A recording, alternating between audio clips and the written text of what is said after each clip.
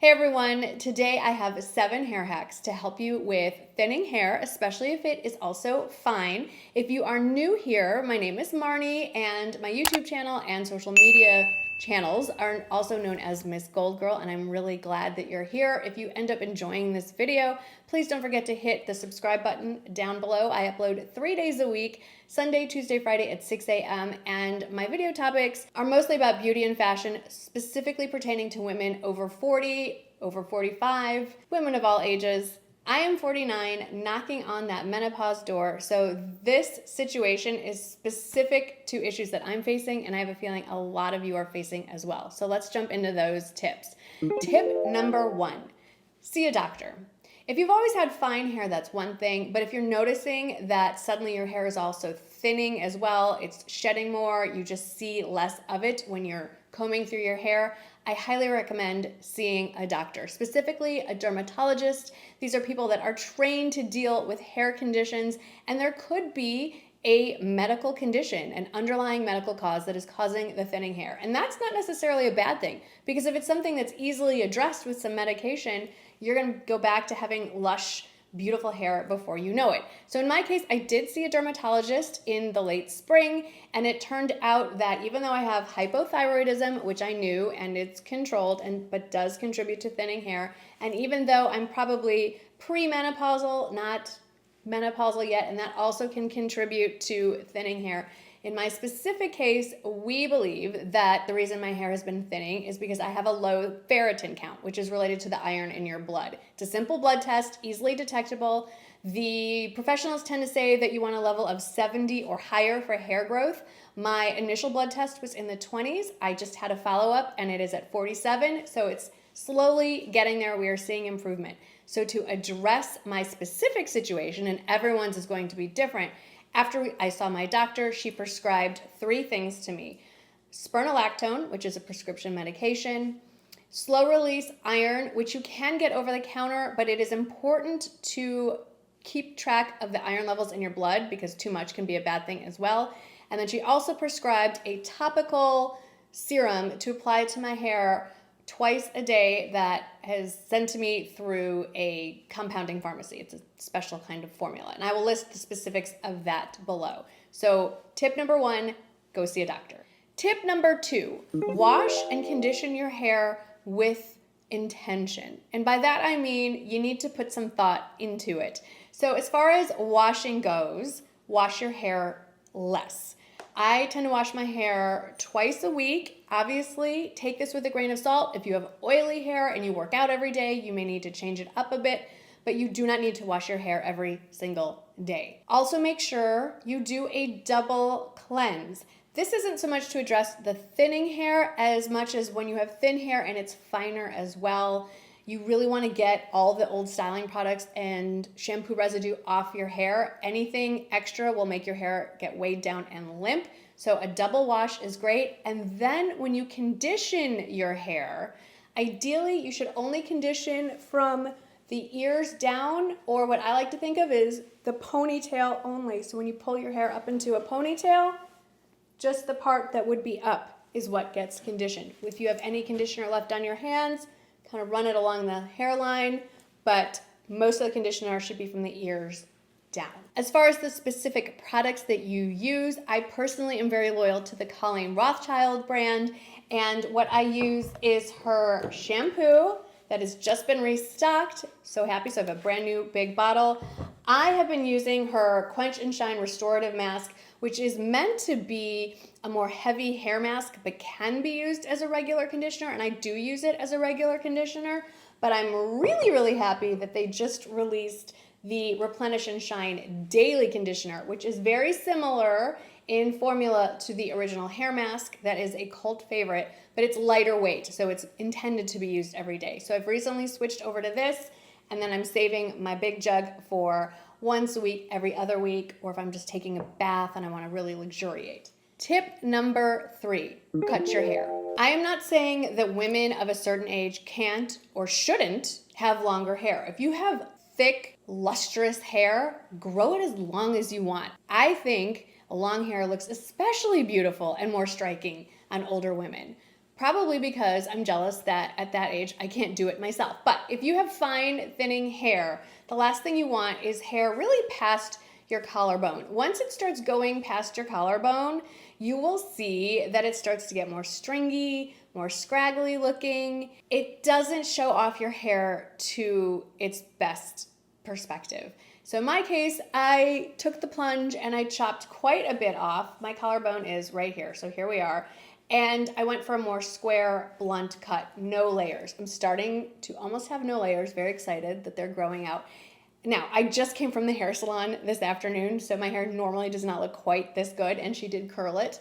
But having those short, blunt ends definitely lends to the illusion of more full, healthy hair. I get mine trimmed every 6 weeks. Tip number 4, style with lower heat. Now, if you found my channel because of my tutorial that I did with the Revlon one-step hair dryer, you need to stop using it. I love it still. Like I said, I just came from getting my hair done today and I was talking about it with my own hairstylist, and she admits that in the years that she's been doing my hair, she has never seen any heat damage. However, she did notice that my hair looked even better once I stopped using the Revlon. She also admits that she herself will pull it out once or twice a month for special occasions on her own hair because it does make your hair look incredible. But you have to step away from that high heat. It is doing nothing helpful to your hair, especially if it's fine and thinning. So I have a few recommendations. Of course, you can use any hair dryer at just a lower heat. I personally am partial to my Dyson Airwrap. I dry my hair about 75-80% of the way before I go in for more styling tools. We'll talk about that in a moment.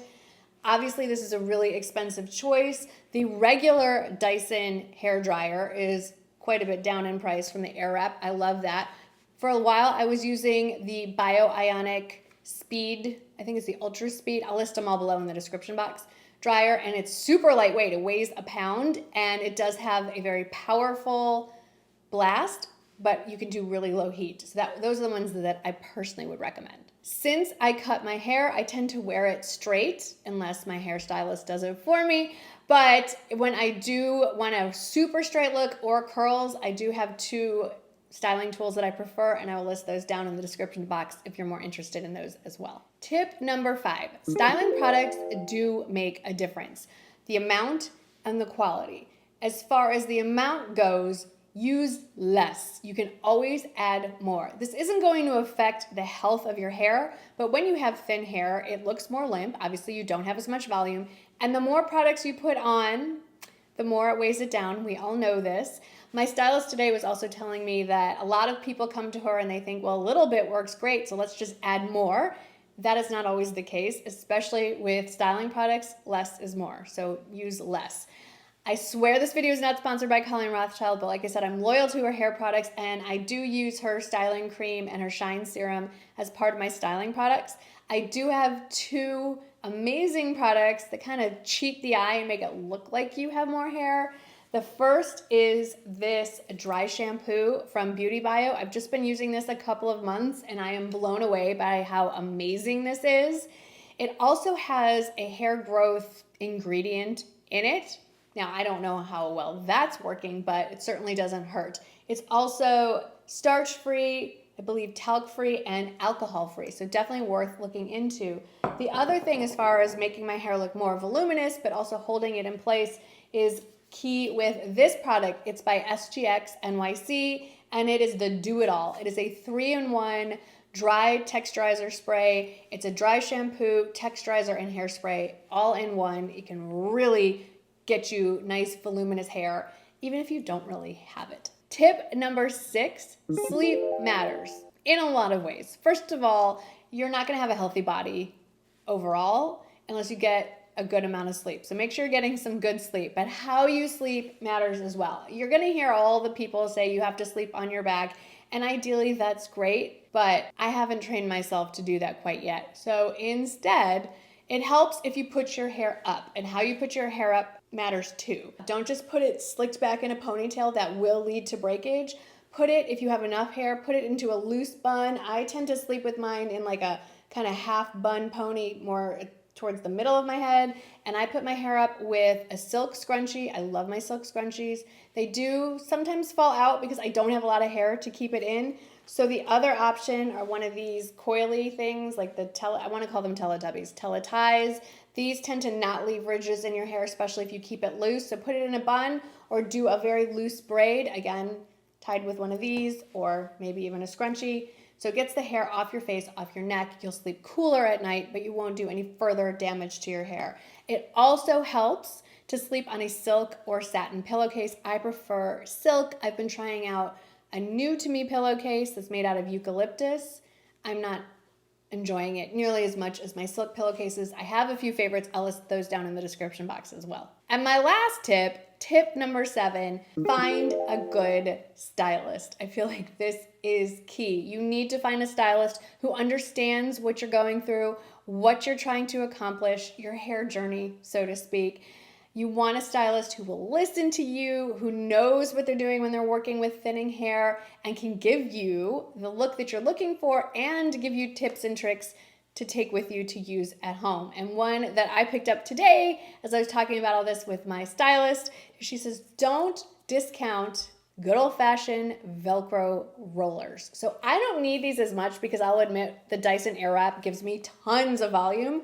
But if you do not have a Dyson Airwrap, and you're putting down the Revlon hot roller brush because that's going to damage your hair, when you are done blowing your hair dry, while it is still warm, take one of these and roll your hair up in it. And Jenny is my stylist, said just leave it in, go about your business, and when you're ready to walk out the door, pull it out and you will get the volume and it will stay. So a good 4, 5, 6 of these little guys can do you really well. I do want to leave you with this. I wish I could say there was a quick fix. Sure, you could put in extensions, you could throw a halo piece on, and you can have the look of full thick hair for a moment. But when you take them off, you're back to your fine thinning hair. There are things you can do. There are hair serums, there are medications, there are procedures you can do in office at a dermatologist's office. All of these things do take time. Hair grows slowly, even under the best of circumstances. So my advice to you is the advice I've been giving myself is to be patient, give yourself some grace, and love the hair that you have. And also use these tips. If you have any questions or if you have any advice to give, we are a community here. I would love to hear from you. So please do make sure you say hi, introduce yourself, and leave me some comments. I love reading them all. Hope you had some fun today, learned something helpful, and I'll see you in the next video.